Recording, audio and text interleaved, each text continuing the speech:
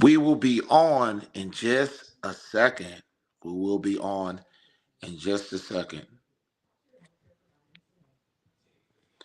Um, I love to get the weekly report out to Saints fans, and it is what it is. Remember, um, we will be going on, and I got this glare in the background, but also remember that we will be going on.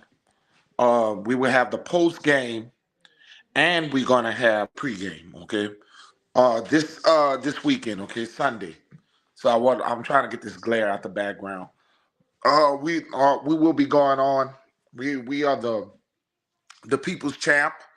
We are the people's champ. We are the channel of the people's champ, the New Orleans Saints, New Orleans Pelicans. We're gonna talk about the Pelicans, but right now we're gonna talk about the statements that was made from two backup quarterbacks. Okay, former backup quarterbacks of the New Orleans Saints, and I will get there in just a minute.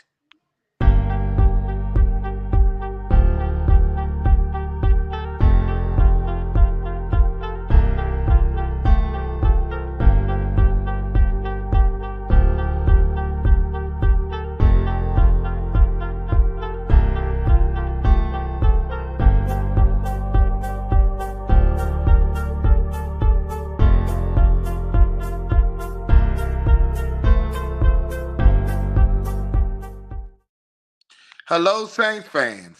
Welcome, welcome, welcome for another exclusive of the Batter Sports Show podcast and the Deep South. Okay, New Orleans Saints, New Orleans Pelicans, where we give you all the great information about your beloved New Orleans teams. Okay, um, this live that I wanted to talk about, and because I do the weekly reports. I'm the co-host of the Bad Sports Show podcast. This is Everett Gagne here. I am okay. We have EJ 504, and they know I'm known as Everett 504. Okay, my son is the host of the Bad Sports Show podcast, but he does the weekend. Okay, he does the weekend, the post game, and the pregame and the postgame. Okay, and I just co-host that. And also we're doing a lot more in a week. We're doing more Pelicans. We're giving you more about the Pelicans, and it's nice to talk about the Pelicans after a victory. But we will get to the Pelicans. But right now, I'm going to get with talking about two backup quarterbacks, formerly backup quarterbacks of the New Orleans Saints. And yes, we the JT O'Sullivan video has made a lot of headways in the National Football League as far as Twitter and New Orleans Saints fans. They have been very, very critical of Derek Carr and their analysis when it comes to Derek Carr, which he has deserved all of the criticism that he has received. Okay, by no means I'm here to making excuses for Derek Carr. Okay, but I will bring out the facts. Okay, I will bring out the facts. The questions that has been going on Twitter for the debacle that has happened with New Orleans Saints. Is it all Derek Carr? Is all of the problems that has had that this offense is starting so slow? Is it all Derek Carr? And that's going to be one of the questions that needs to be answered. But we have a Super Bowl, a former Super Bowl winning quarterback who happened to be a backup for Drew Brees, Chase Daniels. And Chase Daniels, I used to love me some Chase Daniels because Chase Daniels knew his role on this football team. He knew his role. He knew he was the backup quarterback, a Hall of Fame quarterback. And he did his job as a backup. He's probably the only quarterback I've seen the Saints draft that was actually a quality backup quarterback for Drew Brees. That was the first draft quarterback that we had that was quality, in my opinion, that held it down. A real backup, just a real backup. I'm not talking about starter. He was just what he was, a backup quarterback. Okay? And I'm not talking about Teddy Bridgewater and the success we had with them. I'm talking about a drafted guy. Now, on Twitter, we had there was many discussions about that JT O'Sullivan video, and Nick Underhill and a couple of other analysts, they were reposting it, and I seen TJ Jones also reposted. And one of the things I seen Chase Daniels say, he said, "I've been 7 years in that offense." He said, "I think I can speak upon that offense more than anybody, just about as good as anybody, because I was in that offense for 7 years." And what he said was, he don't believe it's all Derek Carr. He don't believe Derek Carr is the total problem of the Saints offense. Now, we spoke about this multiple occasions. Is it the coach? Is it the quarterback? Is it the wide receivers? Is it the offense of whole, or is it Dennis Allen as a whole? Now, we know it can't be Dennis Allen, because Dennis Allen don't call the plays. Dennis Allen is just the head coach, and Dennis Allen is just the defensive coordinator. Now, he is responsible to getting on these people's ass. As a head coach, he is responsible to say, "Hey, we don't like this kind of play." And he's responsible for that. Now, Chase Daniels was critiquing and looking at the video, and he was saying nobody knows this offense. And JT O'Sullivan, and mostly a lot of people were saying that Derek Carr is checking the ball down too much. He's check. He's a check down king. But the Saints offense, when it was effective under Drew Brees, there were a check down offense. Shout out to Trav. They are a check down. Drew Brees was the most check down quarterback in the NFL. He checked down to his running backs. That's what made the offense so special. They used the running backs as an option as a receiver. So is Derek Carr running the offense, or does he warrant all the blame? Quarterbacks get the blame when the team is successful. Get the credit when the team is successful, and they get the blame when the team is suffering and losing. Derek Carr deserves some of the blame, but do he deserve all the blame? I disagree. Pete Carmichael and Derek Carr are hand in hand in the blame of the slow start of the New Orleans Saints. You can't have one without the other. For this offense to come back and be something, wide receivers got to take accountability.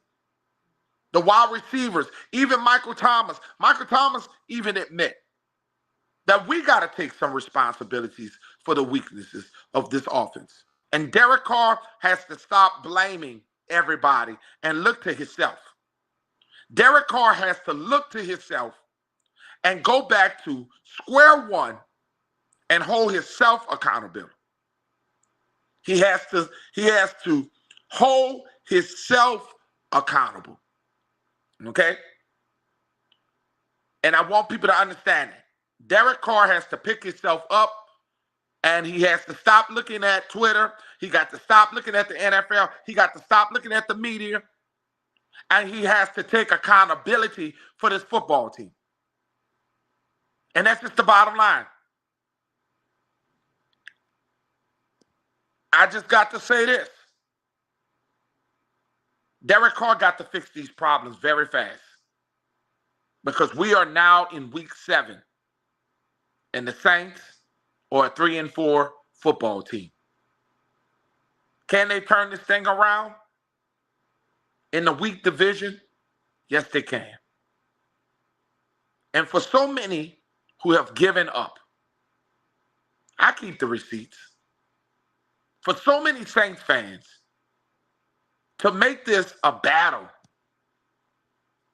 T Dirty in the house, for so many to write it off, it tells me your age. It tells me you don't know what it's like to be a longtime Saints fan.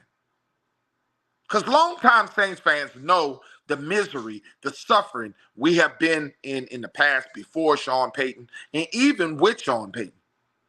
We had three. See, people only look at the year that we won a Super Bowl, but they forget that them 3, 7, and 9 seasons are from Sean Payton. 3, 7, and 9 seasons, and we get delusional. We forget. We get amnesia and we forget. I remember under Jim Mora, the New Orleans Saints started a season, and they were 8-0. Started the season off 8-0. You know that football team did not make it to the playoffs? Starting the season 8-0, losing the rest of the games.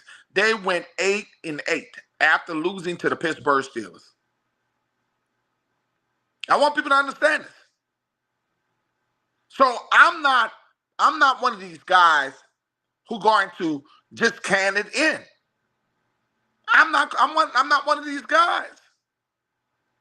I'm going to sit here and tell you that the criticism that Saints fans are giving this football team is well deserved.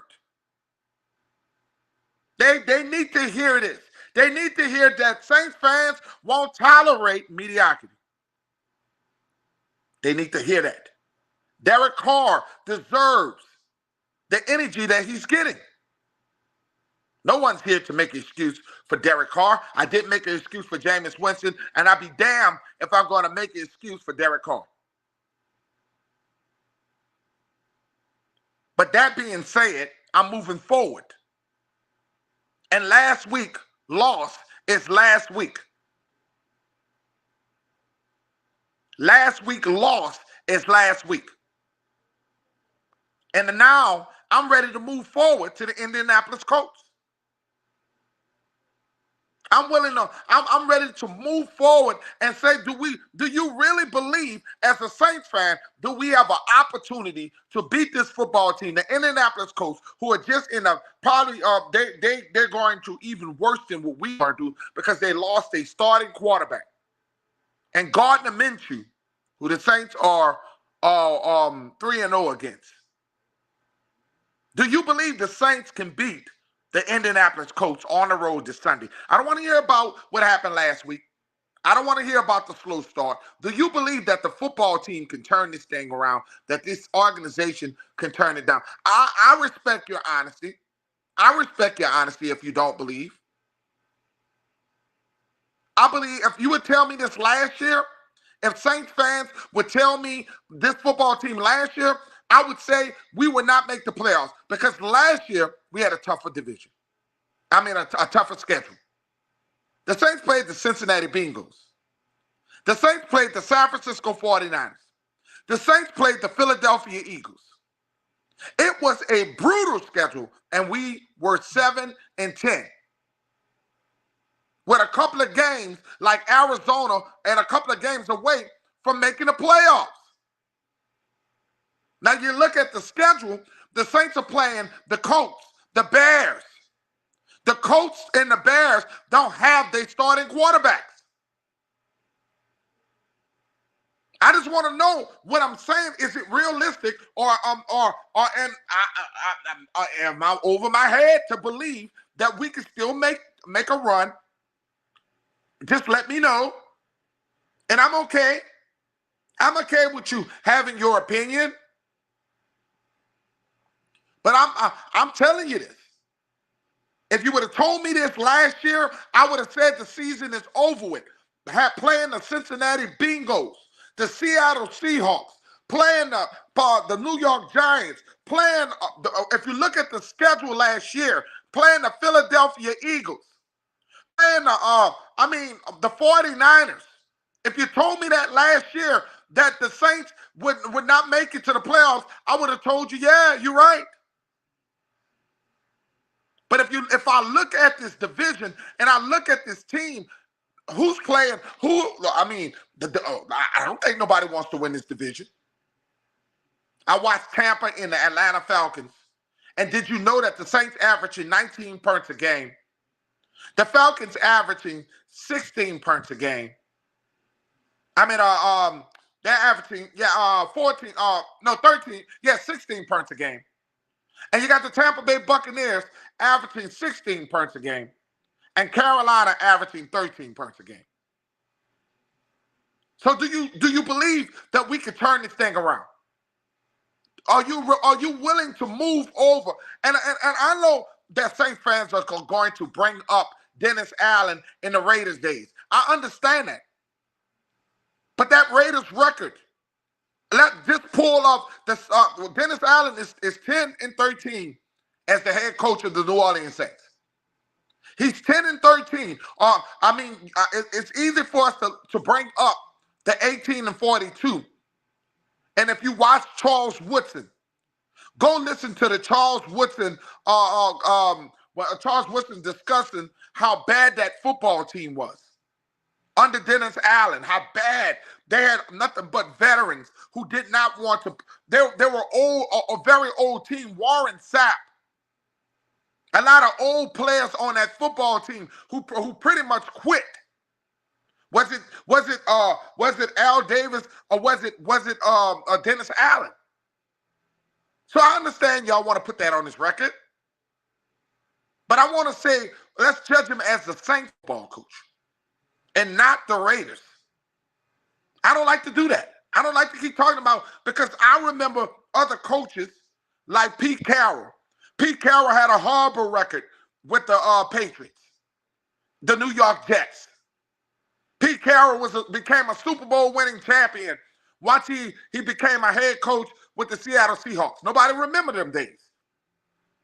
Bill Belichick was not the great coach that he is today when he was coaching the Cleveland Browns. So it's not fair to bring up the old team that they coach. I think that's unfair. But that's just me. If you just don't like somebody, I'm cool with that. But to bring up the Raider days, to me, is just, that's unfair. Do you believe this football team can win these games? And I don't mind you being honest. You can be brutally honest, but are we going to keep going every week, going? Are we going to keep leading up with nothing but negativity? Are we going to keep talking about it? He could very much well be over 500 as the Saints coach. If he win this game against the Indianapolis Colts, he win the game against the Chicago Bears, and he goes on a streak, he's gonna be over 500. But do you believe in that? Because that's what I want to know. That's what I want to know. Do you believe? Because I still believe. And much as people may say I'm delusional, it is what it is. I'm a different podcaster than most of these other podcasters. They're going to tell you everything that's horrible, give up on the season, Dennis Allen and Derek Carr. And I'm not that guy. I'm not that guy. I'm going to give Saints fans hope. I'm going to keep on believing. I'm not going to be like the other guy who just have no hope for Saints fans. I'm the podcaster that's going to give hope for Saints fans. I'm going to always believe, because there's a good chance that the Saints can make a run at this division. It would be different if we was in another division. It would be very different if we were in a tougher division. But nobody can't tell me that you play the Buccaneers again. Nobody can't tell me we can't beat the Falcons. Nobody can't tell me we can't beat Carolina again. Nobody can't tell me that. And that's just me. And that's just what I believe. I believe that. But Chase Daniels disagreed with JT O'Sullivan. He said he's been in this system for over 7 years, and it's not all Derek Carr's fault. And that's what JT O'Sullivan I mean, goddamn, JT. You think I forgot when you was the backup quarterback for Aaron Brooks? You forgot we drafted you, JT O'Sullivan? You couldn't do half of the things that Derek Carr done in his career. But it's easy to critique other players. It's amazing to me the Bobby Heberts, the JT O'Sullivans, they all analysts now. They're analyzing. And we forget how horrible these guys was as quarterbacks. We forget. JT O'Sullivan. Never forget this guy. And the same, it's just the way I feel. Bobby Hebert losing teeth. So all I'm telling you, Saints fans, I'm optimistic. I still believe in this football team. Remember that we also gonna have we're gonna be doing a pregame on Sunday, and we're going to be doing the post game on Sunday. But I'm gonna shift it over to the New Orleans Pelicans. I remember all the naysayers talking about Zion Williamson. And almost all of the national media was talking about Zion Williamson is not going to be a Pelican. He's not going to put in the work. But Zion Williamson is also showing a lot to prove. He has a lot to prove. He's showing. I watched the game last night, and you can see that Zion Williamson before he got hurt last year. The next Charles Barkley, I like to say. I'm so proud of that guy. I mean, the energy that he was putting on the floor last night against the Memphis Grizzlies. So remember to subscribe to the channel. Y'all also hit the bell so y'all can get more of our content. Share these videos. And I know I'm not everybody's cup of tea. I understand that. But look, one thing about me, I don't hide. It's being a Saints fan and being an analyst in this game, you got to be able to take the criticism. And I said a lot of things, and I was wrong in the beginning of the season. But you got to be brave enough to come back on. Okay, Saints fans, don't quit on your organization. Don't quit on your organization. Don't quit on your football team, no matter who the coach, no matter who the quarterback.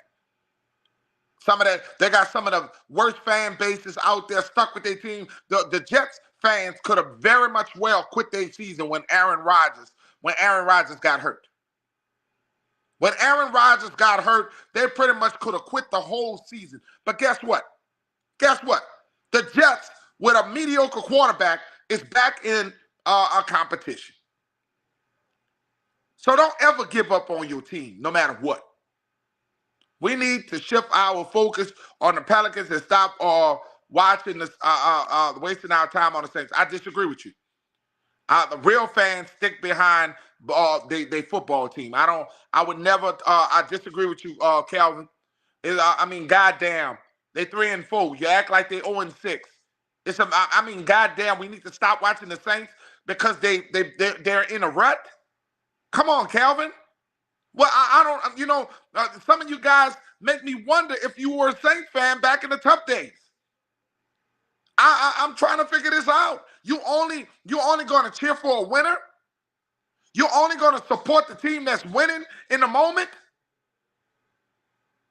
I'm just trying to figure this out, Calvin. I mean, all of you guys encouraging Saints fans to not support their football team anymore. I never thought it would be a day that I would actually watch Saints fans tell other Saints fans to stop supporting the Saints. I never thought I would see a day that I have seen so many Saints fans that are so negative about this organization and about this team, and acting like we haven't been through hard times before as a Saints fan. How could you tell other Saints fans, my brother, to stop supporting the Saints? Man. I still love you, brother Calvin. But it's honestly, I never thought I'd see the day that Saints fans just give up. I have never seen so much negative. All I gotta say is keep that same energy, just like Michael Thomas say. At the end of the year, keep that same energy when the Saints make a run. No more talk.